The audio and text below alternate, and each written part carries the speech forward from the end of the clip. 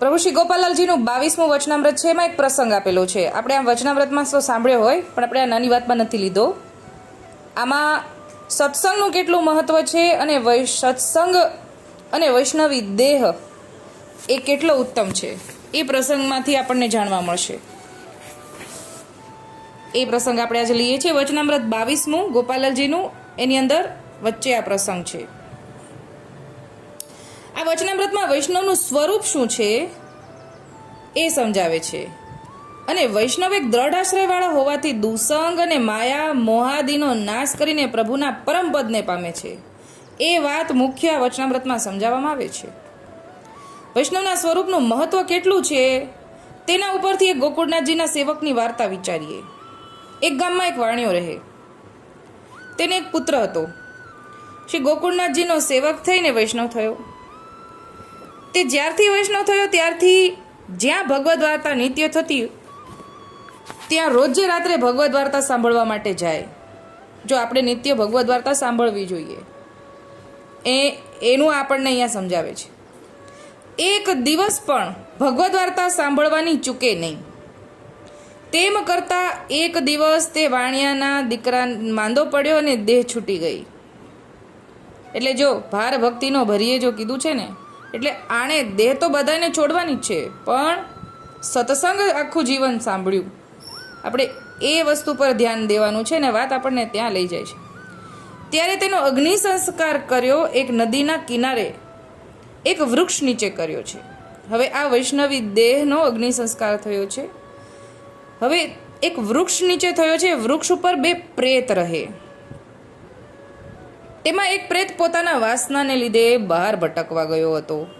જો પ્રેત પેલા ભટકતા જ હોય છે, એટલે તો એ પ્રેત છે. આપણે આપણું ચિત્તની વૃત્તિ ઠાકોરજીના ચરણારવિંદમાં રાખવી, એટલે આપણે જઈને સીધું ઠાકોરજીના ચરણમાં જવાનું છે. એ આપણને અહીંયા સમજાવે છે કે પ્રેત તો પેલા ભટકે છે અને અહીંયા તે વૃક્ષ પર નહોતો બેઠો, ભટકવા ગયો હતો એક પ્રેત. એમાં એક પ્રેત પોતાની વાસનાને લીધે બહાર ભટકવા ગયો હતો અને એક વૃક્ષ ઉપર બેઠો હતો. એ વૃક્ષ ઉપર બેઠેલા પ્રેતને આ વૈષ્ણવની દેહનો અગ્નિ સંસ્કાર કર્યો એનો ધુમાડો પ્રેતને લાગ્યો, એટલે તે પ્રેત યોનિમાંથી છૂટી ગયો અને તેનો મોક્ષ થઈ ગયો. હવે ખાલી એક ધુમાડાનો, વૈષ્ણવી દેહનો ધુમાડો. કયા વૈષ્ણવ? જેણે ભગવદ્ વાર્તા કરી છે, નિત્ય ભગવદ્ વાર્તામાં જાય છે, એ શ્રવણપાન કર્યાથી એનો દેહ અલૌકિક છે અને એવા જ દેહના ધુમાડાથી એ પ્રેતનો મોક્ષ થઈ ગયો. બાકી કોઈ સાધન એ મોક્ષ કરાવી ન શકે. એ પ્રેત તો ભટકતો રહે, બટ માત્ર ને માત્ર ધુમાડાથી મોક્ષ થઈ ગયો. જ્યારે બીજો પ્રેત બહારથી આવ્યો ત્યારે પેલા પ્રેતને જોયો નહીં, તેથી તેણે વિચાર્યું કે આનો તો મોક્ષ થઈ ગયો લાગે છે, અને એણે જાણ્યું પણ કર્યું કે એનો મોક્ષ થઈ ગયો. એટલે વિચાર કરવા લાગ્યો કે હજુ અગ્નિ સાવ ઠરી નથી ગયો. આમાં જો લાકડા ને છાણા કોઈ નાખે તો ધુમાડાથી મારો આ મોક્ષ થઈ જાય, મારો પણ મોક્ષ થઈ જાય, એમ વિચારીને પ્રેત વૃક્ષની નીચે આવીને ઊભો રહ્યો. હવે એને મદદ જોઈએ છે ધુમાડો માટે. એટલામાં એક બ્રાહ્મણ કાશીની યાત્રાએ જવા માટે નીકળ્યો અને ત્યાંથી નીકળે છે. સુંદર નદીનો કિનારો જોઈને તેના મનમાં થયું કે અહીંયા સ્નાન અને સંધ્યા કરીને પછી આગળ ચાલું, કેમ કે ઝાડવાની છાયા છે. એમ વિચારીને બ્રાહ્મણે પોતાનો ખડિયો ખભેથી નીચે મૂક્યો અને સ્નાન કરવા માટે કપડાં ઉતારવા લાગ્યો. ત્યાં પેલો પ્રેત એ બ્રાહ્મણ પાસે આવ્યો અને કહ્યું, ભાઈ તમે મારું એક કામ કરશો, તમે બીવો નહીં તો વાત કરું. બ્રાહ્મણ બોલ્યો કે ભાઈ બ્રાહ્મણ છીએ અમે, ભય શેનો હોય. પ્રેતે કહ્યું કે આજે અગ્નિ છે, દેહ સંસ્કાર કરેલા અગ્નિ છે, એમાં લાકડાને છાણા પડ્યા છે, એમાં નાખો. એનો ધુમાડો મને લાગશે ને એટલામાં મારી પ્રેતની યોની મુક્તિમાંથી મને મુક્તિ મળી જશે. આ વાત સાંભળી બ્રાહ્મણને આશ્ચર્ય થયું કે પ્રેતને સઘળી વાત પૂછી. ત્યારે પ્રેતે કહ્યું કે આ ગામમાં એક વાણિયાનો છોકરો હતો, એની દેહ છૂટી, એનો અગ્નિ સંસ્કાર અહીંયા થયો છે. એનો આ વૃક્ષમાં અમે 2 પ્રેત હતા. એમાંથી એક પ્રેતને એ સમયે વૃક્ષ ઉપર બેઠો હતો ને એનો ધુમાડો લાગ્યો, એને મોક્ષ થઈ ગયો. હું બહાર ભટકવા ગયો હતો એટલે મને મોક્ષ ન થયો. જો ભટકવા જાય ને એટલે જ્યારે મોક્ષ થવાનો હતો ત્યારે ન થયો, હજી ઓલાનો થઈ ગયો. હવે આ માગી રહ્યા છે કે મને મોક્ષ જોઈએ છે. હું બહારથી આવ્યો ત્યારે પેલા પ્રેતને મેં જોયો નહીં અને માલુમ પડ્યું કે આના ધુમાડાને કારણે મોક્ષ થઈ ગયો. માટે તમે લાકડા છાણા નાખો, એનો ધુમાડો મને લાગશે તો મારો પણ મોક્ષ પ્રેતની યોનિમાંથી થાય.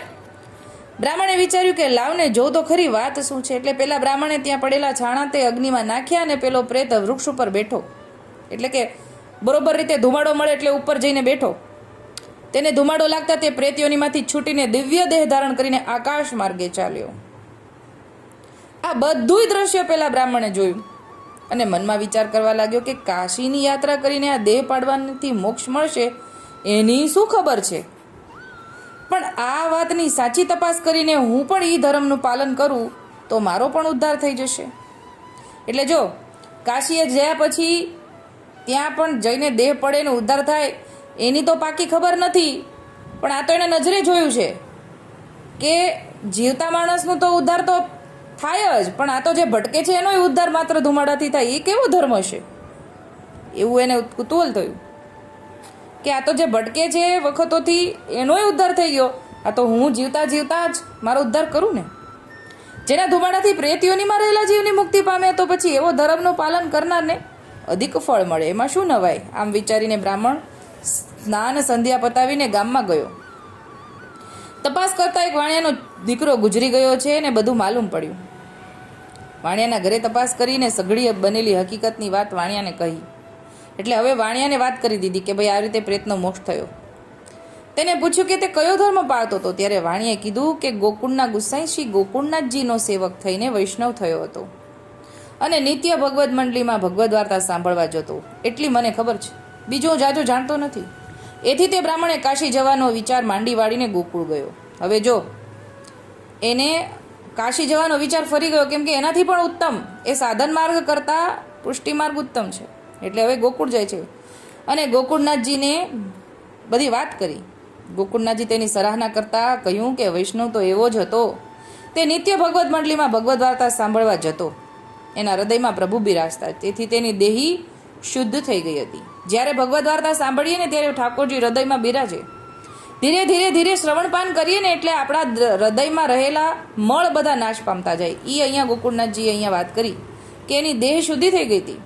ભગવદ વાર્તા સાંભળવાનું એવું પ્રતાપ બળ છે, તે વૈષ્ણવ થયો, તેની ઉપર ભગવત કૃપા થઈ, માટે તેની દેહ ઉત્તમ છે, વૈષ્ણવી દેહ ઉત્તમ છે. એવું વૈષ્ણવ સંબંધી ખૂબ જ વૃતાંત સાંભળીને બ્રાહ્મણ ગોકુળનાથજીનો સેવક થઈ ગયો. વૈષ્ણવની દેહ પ્રાકૃત નથી, અલૌકિક છે. એટલે ભાઈ આ બીજા બધા જેવા વૈષ્ણવનો દેહ નથી. જે પાક્કા વૈષ્ણવ છે, ભગવદીય છે, એ પ્રવાહી મર્યાદિથી જુદા છે, અલૌકિક છે. એ ઉપરની વાત અહીંયા આપણે જાણી અને એ ઉપરની વાર્તામાં વૈષ્ણવનું સ્વરૂપ સિદ્ધાંત સમજાવે છે કે વૈષ્ણવનું સ્વરૂપનું કેટલું મહાત્મ્ય છે. ધન્ય છે જેની દેહ વૈષ્ણવની છે. અને ખાસ તો આ બધું વૈષ્ણવની દેહ સેવા સમરણને સત્સંગને કારણે વધુ અલૌકિક થતી જાય છે. બાકી તો જો આ દેહ ધારણ કર્યાનો શું મતલબ, જો સેવા સમરણ સત્સંગ ન કરીએ તો. આ ગોકુળનાથજીના ઘરનો પ્રસંગ છે, પણ છે પુષ્ટિ માર્ગ જ ને આપણો. તો એક બીજું પણ એક ઉદાહરણ છે, ખાલી મૌખિક લઈ લઈએ. એક ગુસાઈજીનો પણ એક સેવક છે. એ ચાલતા ચાલતા બારગામ જાય છે, ભગવદ વાર્તા સાંભળવા જતા હોય છે. અને એક દિવસ બહુ વરસાદ પડ્યો એટલે બારગામ જવા માટે એને વિલંબ થયો. રસ્તામાં જંગલના રસ્તે જાય છે, બહુ વરસાદ પડ્યો અને રસ્તામાં રોકાઈ જવું પડ્યું કે જંગલમાંથી પસાર થતાં પહેલાં અહીંયા રોકાઈ જવું. પણ વરસાદ અટકી ગયો એટલે જંગલમાંથી પસાર થવાનું થયું. ત્યાં પણ એને પ્રેત મળ્યા. હવે પ્રેત કહે છે હું તને ખાઉં, તો એ વૈષ્ણવ કહે છે કે અત્યારે નહીં, હું સત્સંગમાંથી આવું ને પછી ખાજે.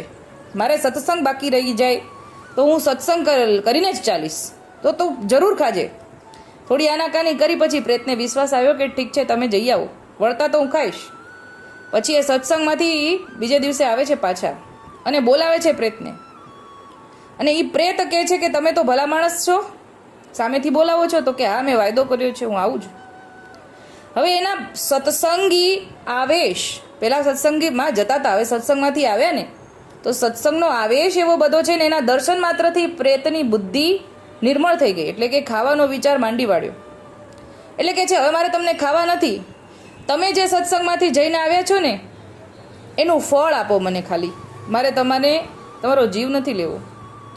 ઓલા વૈષ્ણવ એમ કહે છે કે ના ભાઈ, આપણે તો ખાવાની વાત થઈ હતી, હું તને કાંઈ ફળ ના આપું, સત્સંગનું ફળ તો કાંઈ દેવાતું હશે કોઈને. ઓલા પ્રેત કહે છે ના, મને જરા ફળ આપી દો, મારે બીજું કાંઈ નથી જોતું. થોડી આનાકાની કરી. પછી વૈષ્ણવે કીધું એ તો ફળ ના મળે. પછી ઓલા બહુ કરગર્યા, ભાઈ પ્રેત કરગરે છે વૈષ્ણવ પાસે કે ભાઈ તમારો સત્સંગનો એક મને કાંઈ નહીં તો 3 તાળીનું તો ફળ દે. શું 3 તાળી પાડી તમે સત્સંગમાં, એનું ફળ આપો મને ખાલી.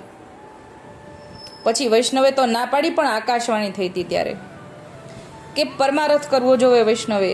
3 તાળીનું ફળ આપવામાં કંઈ વાંધો નથી, એ જીવનો મોક્ષ થઈ જશે.